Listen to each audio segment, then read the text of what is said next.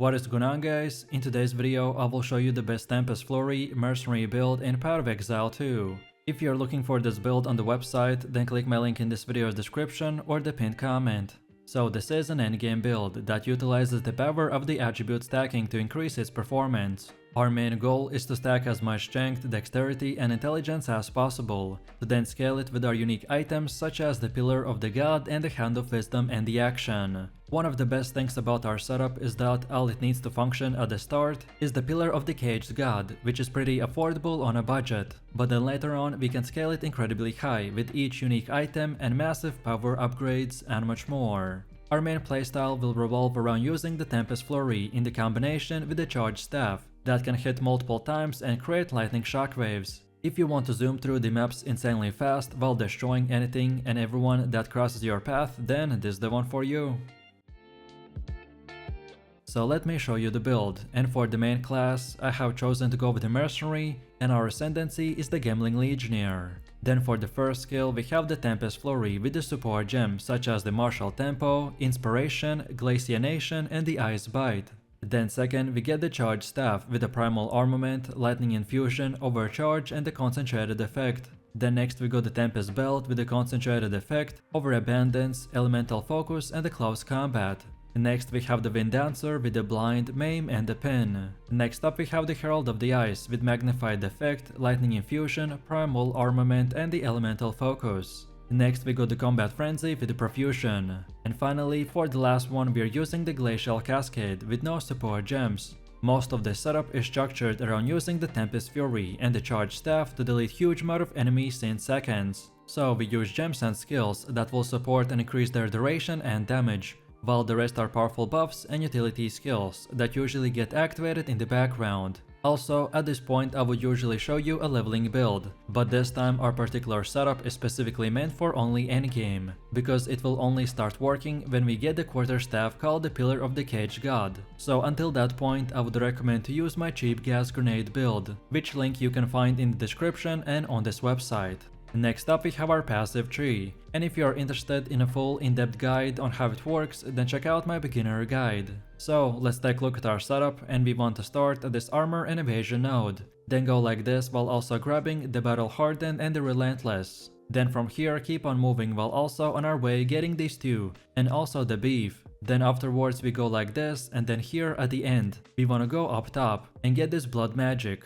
We want to use this specific node because scaling mana and handling mana cost is expensive, while maintaining very high tankiness, so this is a great keystone to solve any potential mana problem. Then after this, we now want to circle back and this time go to the bottom and get this brute strength. And then as you can see from here, the whole path pretty much just goes in a straight line, so just follow it while also grabbing everything that you can see right here. The only thing that you need to keep in mind is that you don't need to get these two, so the Lightning Rod and the Flash Storm, if you still haven't equipped the Hands of the Wisdom and Action. And then from here, the most important nodes and the ones we want to get is the Storm and the River, as they increase our evasion rating while also letting the freeze to build up faster for more consistent explosions with the Herald of the Ice. And on top of this, it also makes keeping up our charged staff much easier, by giving it an extra duration when consuming a single power charge, since it counts as using an extra charge. And then finally, the last most important part is the resonance, as it is one of the core nodes of our build. It will convert the frenzy charges gained from the combat frenzy into the power charges, which will allow us to cast our insane charged staff.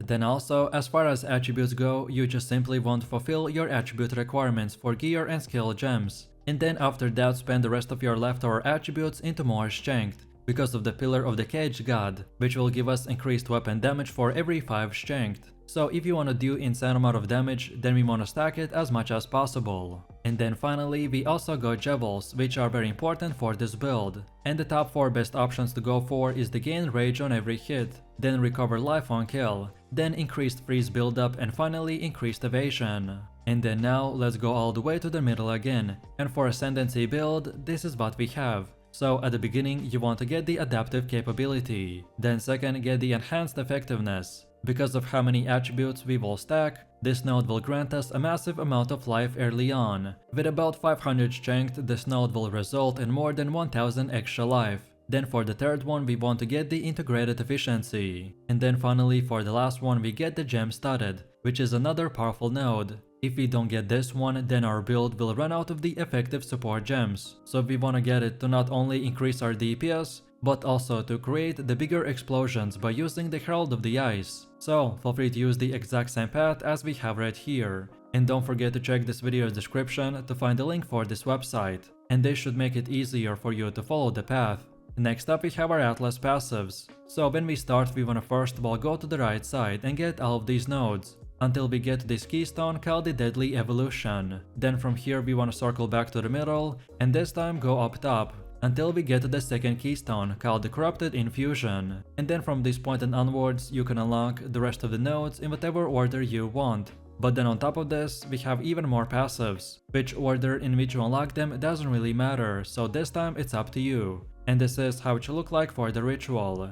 Then next we have Delirium. Then third we have the bosses, and then on top of that we have the pinnacle bosses. Then next we also have our expedition setup, and then finally our breach setup. Then next we have our gear. The weapon of our choice is the Pillar of the Caged God. This is relatively cheap and common item, however in the early game we wanna use the Glacial Rune or the Storm Rune to increase its flat damage output even more. On top of this, if you get lucky enough, then you can also find this quarterstaff with 3 sockets. Then for the helmet we have the 3 dragons. And after you get the Hounds of the Wisdom in action, then this is the third priority that you should get, as it is mandatory to ensure that you are freezing enemies for a massive Herald of the Ice explosion. Then for the chest we have the Warrior Invictus. This is another powerful item, but this time not mandatory whatsoever, so use this one or anything similar. And for stats we wanna focus on increased evasion, more to strength, dexterity and intelligence, and more resistances like fire, cold, lightning and chaos. Then for the belt we have the double belt with increased charm charges.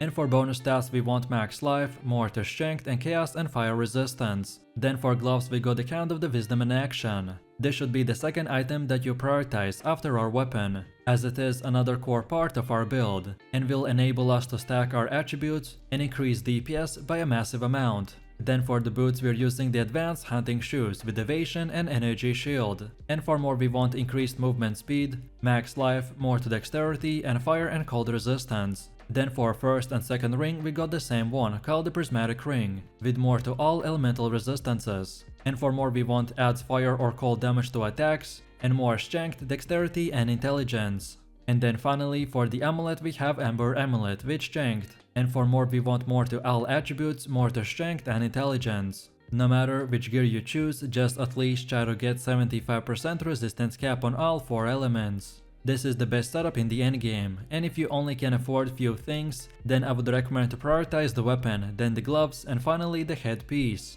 Then next we have runes. During early item progression, most gear will be stocked with resistant runes. However, once your elemental resistances have been capped, and resistant runes are no longer necessary, then you want to opt in to increase your maximum life with body runes or consider socketing a soul core. And as far as getting this gear goes, by far the best way to get better gear in the campaign is to check the vendor in the town each time you level up, as vendors can change their offerings based on your level, so this is the best way to find upgrades. And then after level 68, you just want to keep continuing repeating your maps until tier 16. And again, for more in-depth tutorial, check out my gearing guide video. Then on top of this, we need to quickly look into the charms. Charms are incredibly useful, as by having the right one equipped at the right time can save you from dying. If you are struggling with certain bosses, then look into what damage type they are using, and then use that specific charm to increase your resistance. For me personally, I like to use the Taving charm for when I become frozen. Then second, get the Stone charm for stuns. And then finally, for the last one, get the Amethyst charm for chaos damage. But as I said, which one you choose will entirely depend on the enemies that you are fighting. So feel free to experiment and mix and match.